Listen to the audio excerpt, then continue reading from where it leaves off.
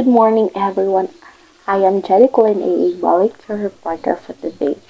So, now I'm going to report the heart and the blood and the functions of the heart. So, can a person live without a heart? No, because each cell gets all essential nutrients through blood, which is pumped by heart. So, without it, no one can live. In a serious heart failures patients, a total artificial heart saves the life, but a transplant is necessary. So without heart, survival is not possible. Heart is very important, right?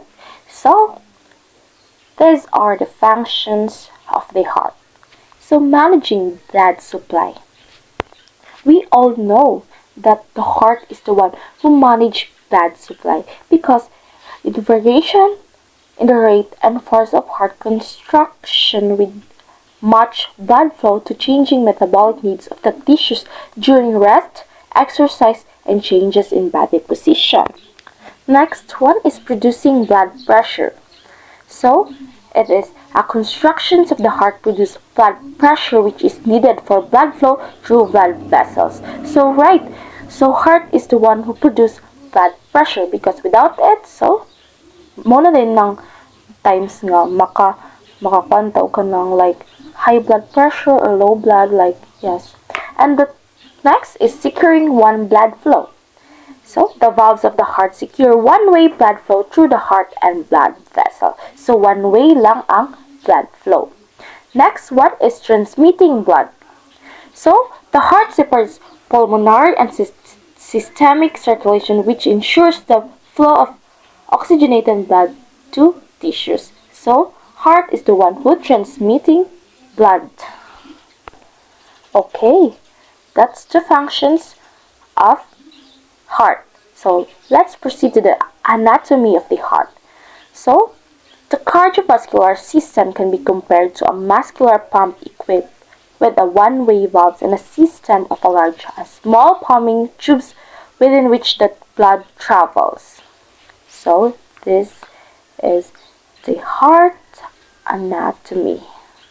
So as we can see, there is a superior vena cava, right pulmonary artery, pulmonary tract, right atrium, and that's it. That's the part of the heart anatomy.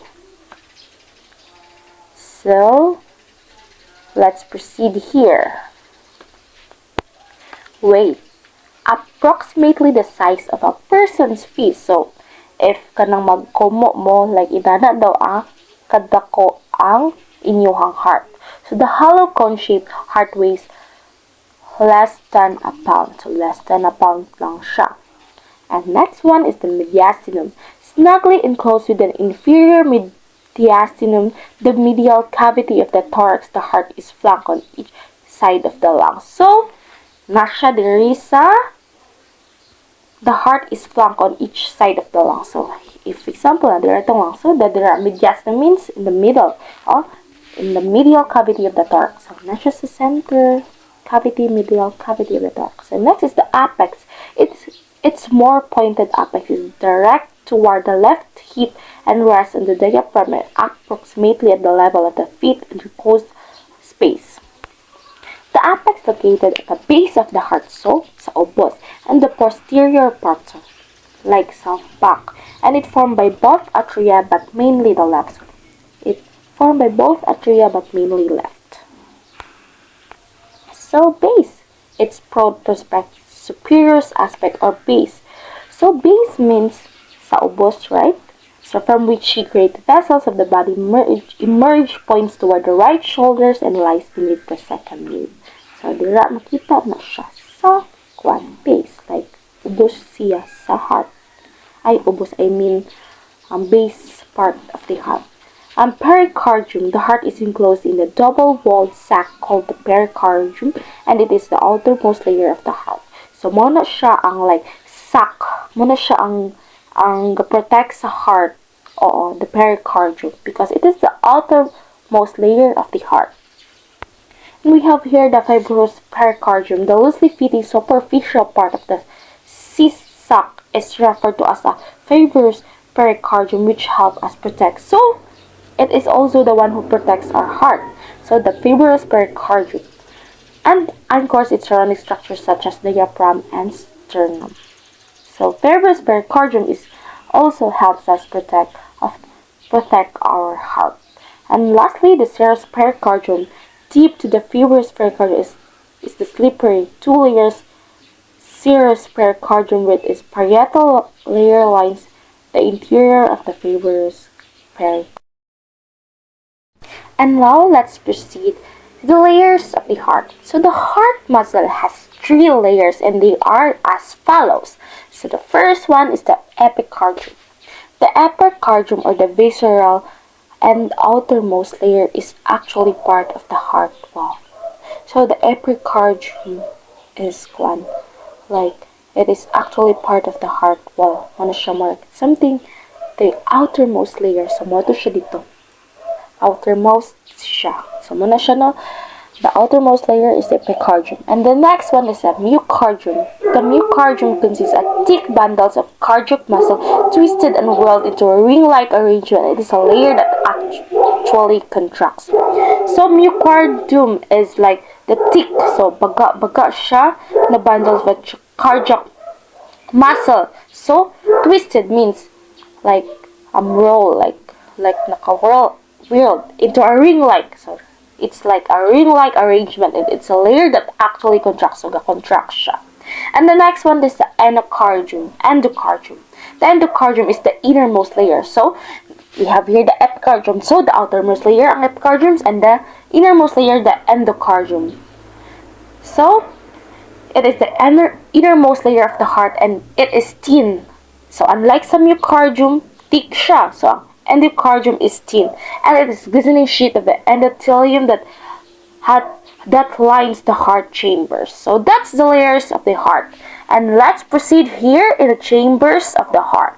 The chambers of the heart has 4 hollows or cavities, the 2 atria and the 2 ventricles. So we are familiar this, right? Since we are in our elementary days. So natakod na ni siya in our science subject. So the first chamber is the receiving chamber. The 2 superior arteries are primarily the receiving chambers. They play a lighter role in the pumping activity of heart. So the one who receives is the 2 superior arteria. So superior man siya, so nasa sa taas na part. And the next one is the discharging chamber. So the 2 inferior thick-walled ventricles are the discharging chambers or actual pumps of the heart, wherein when they contract, blood is propelled out of the heart into the circulation. So the discharging chamber are the thick-walled ventricles. So the 2 inferior, so sa ubos, the 2 thick-walled. So mo to sila. And the septum. The septum divides the heart longitudinally is referred to as it's either the interventricular septum or the interatrial septum, depending on which chamber it separates. So mauto siya na ang septum divided into 2, the interventricular septum or the interatrial septum. So depending on which chamber it separates. So that's it. And now, let's proceed here in the associated great vessels. So the great blood vessel provide a pathway for the entire cardiac circulation to proceed. So, the superior and inferior vena cava. So, superior and inferior, we all know about this, like superior, like sa taas, and the inferior means sa ubos. So, superior and inferior vena cava. So, the heart receives relatively oxygen-poor blood from the veins of the body through the large superior and the inferior vena cava and pumps it through the pulmonary trunk. Next is the pulmonary arteries. So, the pulmonary trunk splits. So, nagtunga siya into right and left pulmonary, which carry blood to lungs, where oxygen is picked up, carbon dioxide is unloaded. So, mo to siya. So, split into right and left Then, mag-carry siya blood to the lungs where oxygen is picked up and carbon dioxide is unloaded. Next is the pulmonary veins. Oxygen-rich blood drains from the lungs and is returned to the left side of the heart through the four pulmonary veins. So that's it, the oxygen-rich blood. So, ma-drain siya from the lungs and it is returned to the left side. So, mabalik na siya sa left side of through the four pulmonary veins. The last is the aorta. Blood returned to the left side. So, mabalik ang blood sa left side of the heart is pumped out in the heart into aorta, from which systemic arteries branch supplies essential all body tissue. So, we all know the aorta. So, aorta is the one who blood return to the left side of the heart. So, mo to siya. And now, let's proceed in the heart valves. So, the heart is equipped with four valves. So, that four valves is one who allow blood flow in only one direction. So, one direction lamang through heart chambers. So, as you can see in the figure, so there is a posterior and anterior. So, posterior means back and anterior means front. So, you can see the transcuspid valve, the aortic valve, the pulmonary valve, and the bicuspid valve. So here, there is the right side of the heart and the left side of the heart.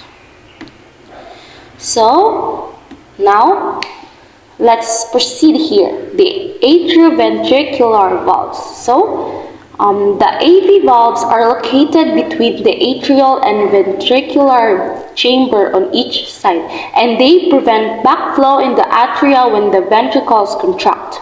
So, ang AV valves daw malocate between sa atrial and ventricular. So, naa siya between siya, so naa siya sa tunga sa atrial and ventricular chambers. And they prevent, so mo ni siya mag-prevent sa backflow into the atria when the ventricles contract. So they are the one who prevent backflow. And now in the bicuspid valve, so it is in the left AV valve. The bicuspid valve or the mitral valve consists of two flaps or cups of endocardium. So so the bicuspid valve consists of two flaps. So flaps means it is the one who open and close once during each heartbeat. And next is the tricuspid valve. It is in the right AV valve. The tricuspid valve has three valves. So, want to know? So bicuspid means two, tricuspid means three. So, there are two flaps in the bicuspid and in the tricuspid is three flaps. So, let's proceed here in the semilunar valve. So it is the second set of valves. The semilunar valves guards the bases of the two large arteries leaving the ventricular chamber. They are known as the pulmonary and aortic semilunar valves. The semilunar valves is it is a set of valves. So it guards the bases of two large arteries. So siya mag-guard sa two large arteries leaving the ventricular chamber. They are known as the pulmonary and the aortic semilunar valves. Now in the cardiac circulation vessels. So, although the heart chambers are bathed with blood almost continuously, the blood containing the heart does not nourish the myocardium. So, myocardium means is the one who is thick bundles of the cardiac muscle twisted in the world ring. So it is in the center, like siya ang the layer that actually contracts. So mo to siya ang myocardium. So in cardiac circulation vessels, there is a coronary arteries and the cardiac veins. The coronary arteries is the branch from the base of the aorta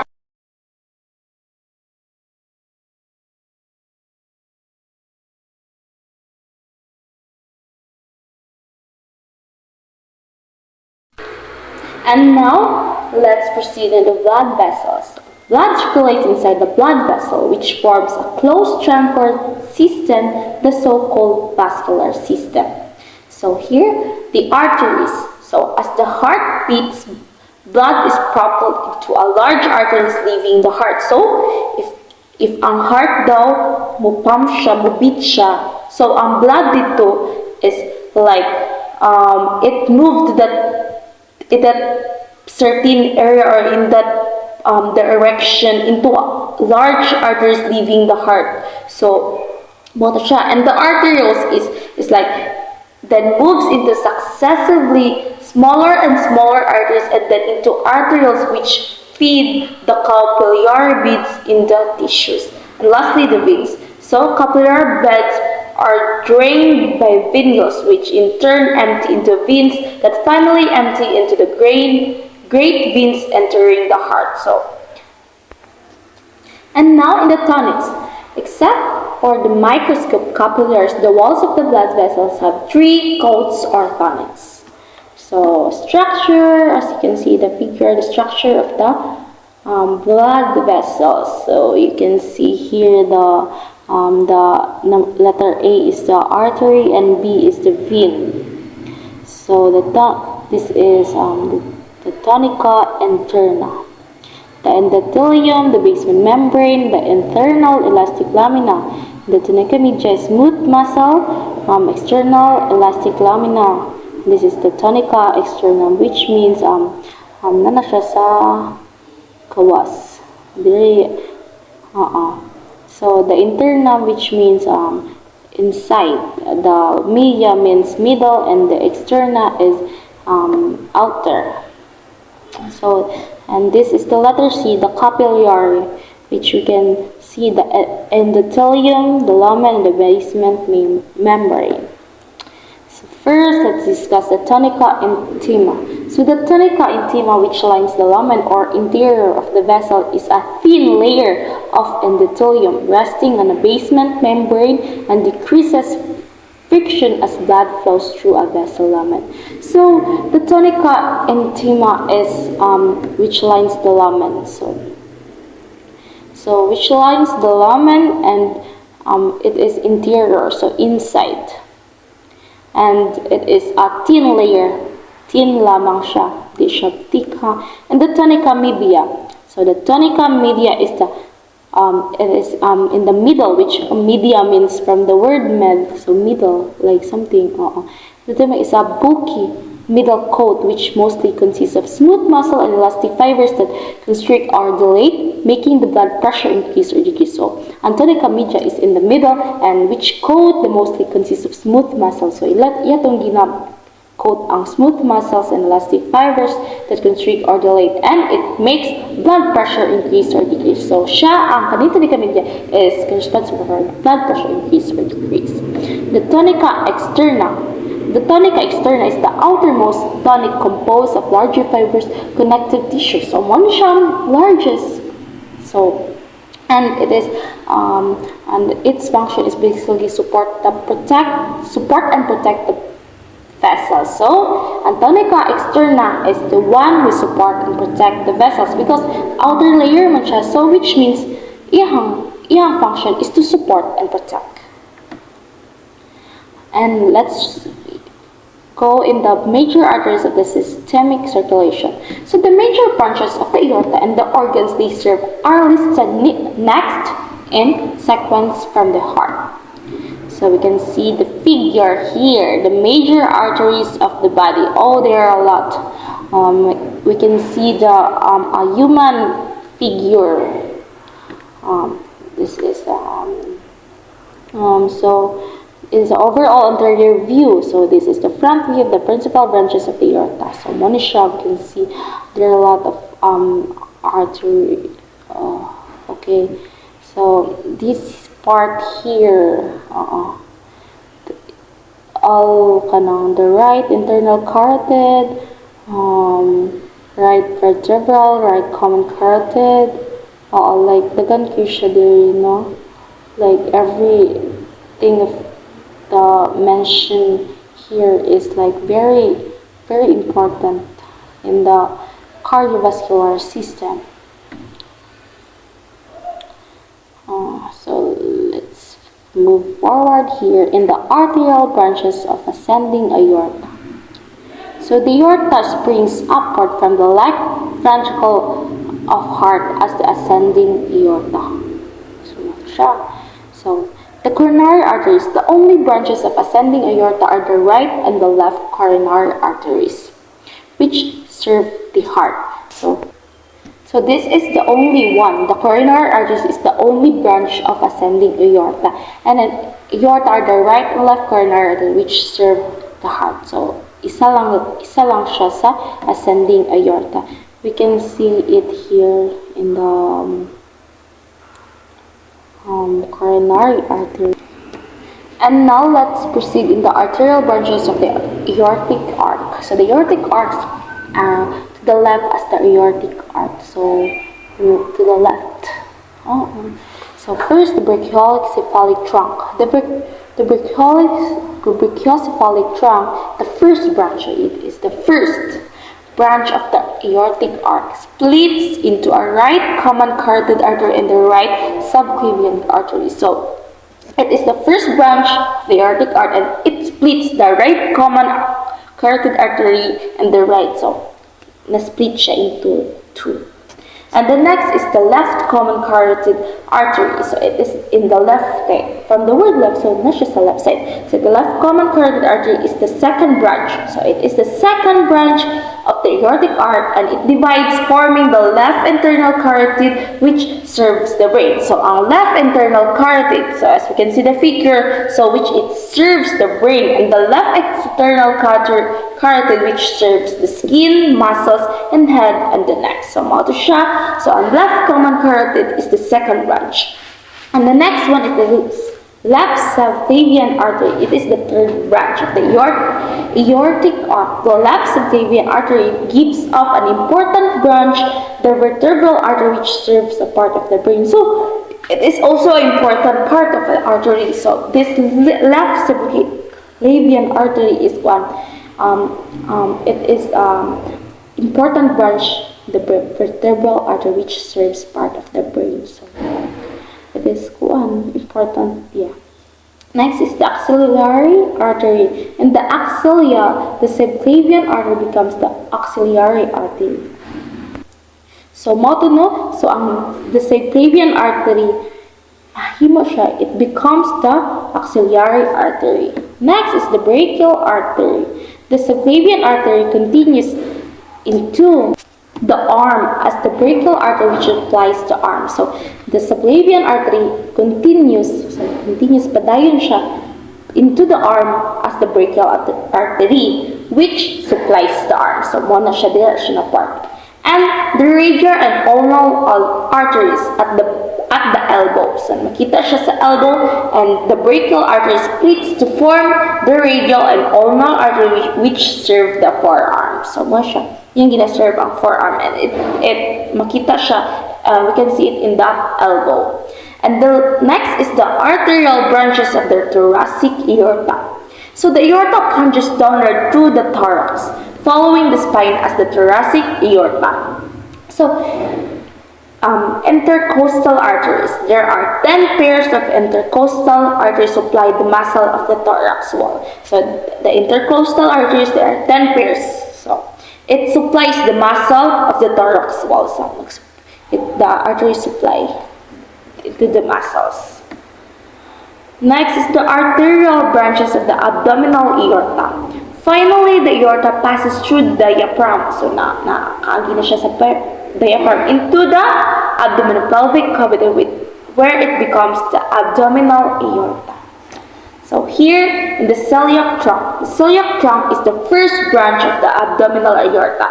So first branch siya sa abdominal aorta and has 3 branches. So the left gastric artery supplies the stomach. So dito supplies the stomach and the splenic artery supplies the spleen. And the common hepatic artery supplies the liver. So the celiac trunk is the first branch and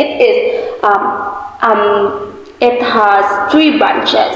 So the left gastric artery supplies the stomach, the splenic artery supplies the spleen, the common hepatic artery supplies the liver. Next is the superior mesenteric artery. The unpaired superior mesenteric artery supplies most of the small intestine and the first half of the large intestine or colon. So this superior mesenteric artery is the most of the small intestine dito siya makita, and the first half of the large intestine, so ito siya, or the colon. And the renal arteries, it is found in the renal artery serve the kidneys. So the renal arteries serve the kidneys, so dito siya. And the gonadal arteries supply the gonads, and they are called ovarian arteries in the females, while in the males they are testicular arteries. So the gonadal arteries are the ovarian arteries, so found in the female, and testicular arteries found in the male. So mo to siya dito supply the gonads. And the lumbar arteries. The lumbar arteries are several pairs of arteries serving the heavy muscles of the abdomen and the trunk walls. So mo to siya na, ang lumbar arteries are several pairs of arteries serving the heavy muscles. So mga heavy muscle in the abdomen area and the trunk walls. The inferior mesenteric artery. The inferior mesenteric artery is a small unpaired artery supplying the second half of the large intestine. So, diba ganina, like I've said earlier, like ang superior mesenteric artery is the most of the small intestine and the first half of the large intestine. So while the inferior mesenteric artery is like artery supply the second half of the large intestine. So siya ang balimor sumpay dito. Siya ang kapan sa second half of the large intestine. And lastly is the common iliac arteries. So the common iliac arteries are the final branches of the abdominal aorta. So it is the final. And let's proceed here in the major veins of the systemic circulation. Major veins converge on the vena cava, which enter the right atrium of the heart. So, siya, ang mga major veins is the one who enter the right atrium of the heart, which enter. So, we can see the figure here. So, there are the major veins of the body. Earlier, I discussed the arteries, now the veins na naman. So, you can see the vertebral, the external jugular, internal jugular, subclavian, brachiocephalic, axillary brachial, cephalic, basilic, radial, median, and so on. So the key is the something light blue is the superficial veins, and the dark blue is the deep veins. So now,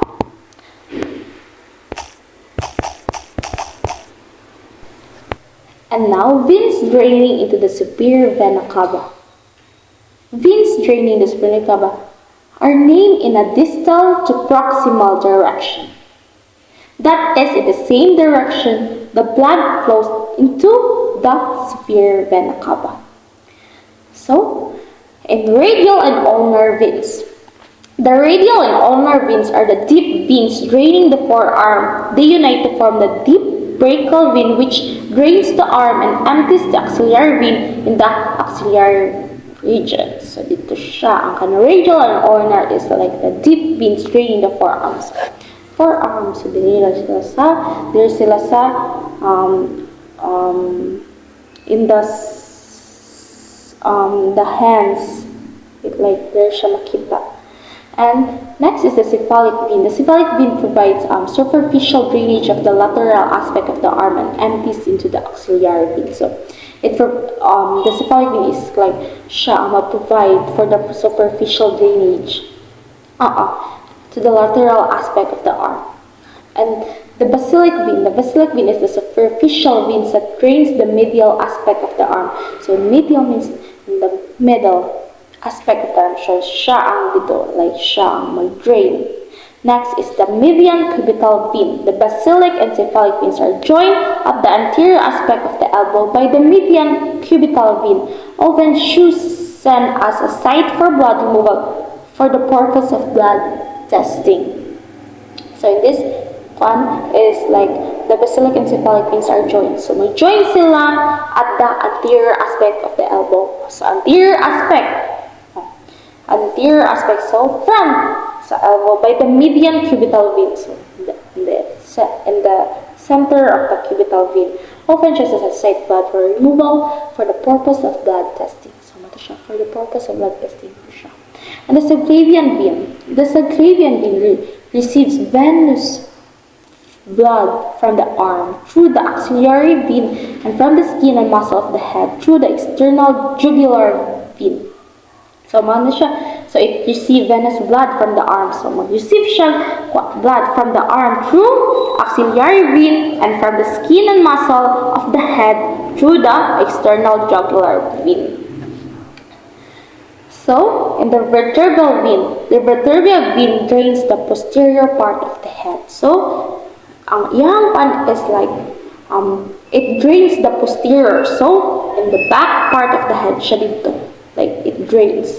And next is the internal jugular vein. So, it drains the dural sinuses of the brain.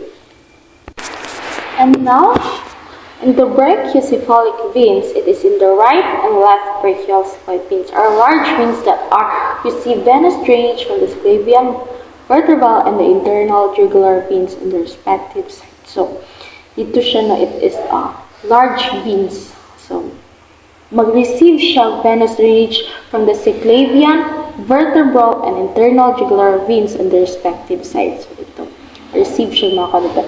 And the azygous vein. So, the azygous vein is a single vein that drains the thorax and enters the supravena cava just before it joins the heart. So the single veins that drains the thorax. So yan, drain the thorax and enters the superior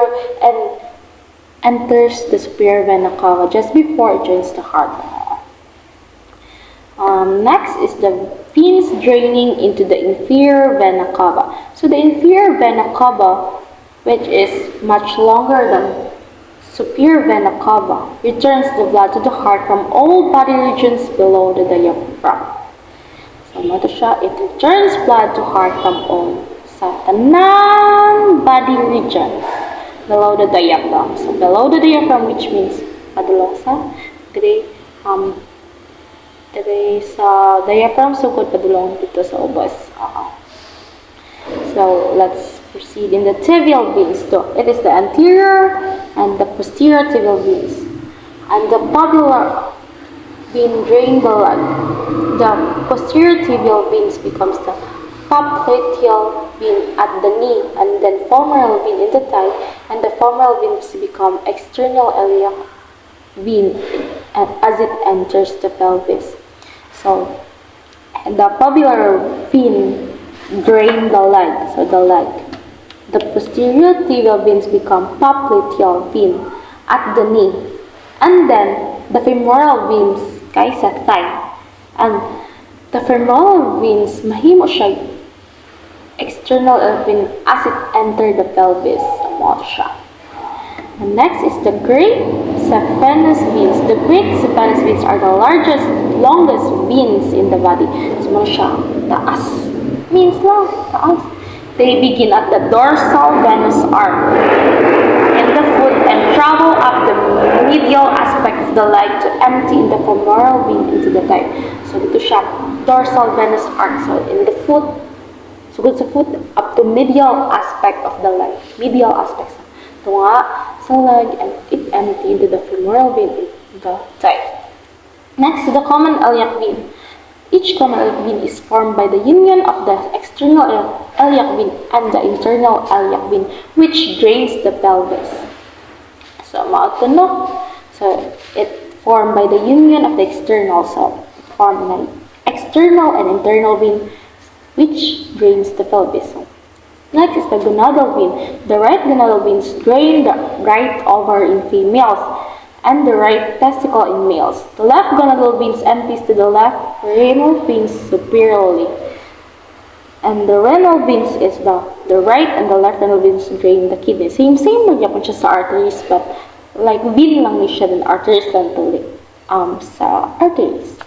So hepatic portal vein. The hepatic portal vein is a single vein that drains the digestive tract organs and carries this blood through the liver before it enters the systemic circulation. So yeah, it is a single vein that drains the digestive tract. So it reaches the digestive tract organs and carries this blood through the liver. So yeah, it carries blood padulong sa liver before it enter the systemic circulation. So ayan siya mukuan like water, it drains the digestive tract and carries the blood through the liver. Ayan din siya musulod sa systemic circulation. Next is the hepatic veins. The hepatic veins are veins drain the liver. So ayan one is drain the liver. And now let's proceed the physiology of the heart. As the heart beats or contracts, the blood makes continuous round trips into and out of the heart through the rest of the body and then back to the heart only to be sent out again. So yeah, it's very important. Our heart is like, it's very important talaga. So, intrinsic conduction system of the heart. The spontaneous construction of the cardiac muscle cells occurs in the regular and continuous way, giving rhythm to the heart. So, the spontaneous construction of the cardiac muscle cells, it occurs in the regular and continuous way, and it gives rhythm sa ato ang heart. So, as we can see in the figure, so the conduction system of the heart. So as we can see, the frontal plane through the heart na siya. Frontal plane siya. So we can see the arc of the aorta, the sinoatrial node, the Bachmann's mandle, the left atrium, and so on. That is an anterior view of the frontal section. Frontal heart section. So, a cardiac muscle cell. A cardiac muscle cells can and do contract spontaneously and independently even if all nervous connections are severed. So yes, siya can do contract and spontaneously and independently. Siya contract siya, bisag siya isa like independently man oo, and all even if all nervous connections are severed. Murag mao na din yung part niya kanang uban if masubraan kay mag-cardiac arrest dayon like something and rhythms. Although cardiac muscles can beat independently, but the muscle cells in the different areas of the heart have different rhythms. So different rhythms, we all know naman this now nga if you are kanang nahadlok lahi ang rhythm sa imong heart, if ikaw kay nag-uul lahi pud ang rhythm sa ikaw happy, oh my gosh lahi pud ang rhythm sa mo. They are different rhythms. And next is the intrinsic conduction system. The intrinsic conduction system or the nodal system that is built into the heart tissue set of basic rhythm. So manisha yung is like the nodal system that is built into the heart tissue set basic rhythm. Next is the composition. The intrinsic conduction system is composed of special tissue found nowhere else in the body. It's much like cross between a muscle and a nervous tissue. So, dito siya.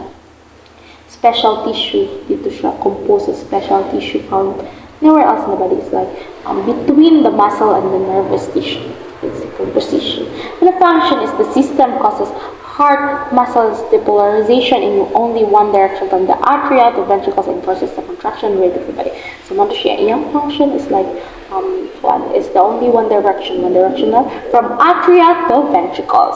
Forces contraction at the rate of the approximately 75 beats per minute, and the heart does a heartbeat as a coordinated unit.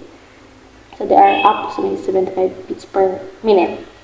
Next is the sinoatrial node, or the SA has the highest rate of depolarization in the whole system, so it can start the beat and set the pace for the whole heart.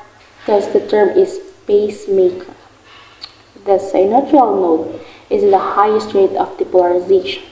Next is the atrial contraction. So from the SA node, the impulse spread through the atria to a AV node and then to the atria contract.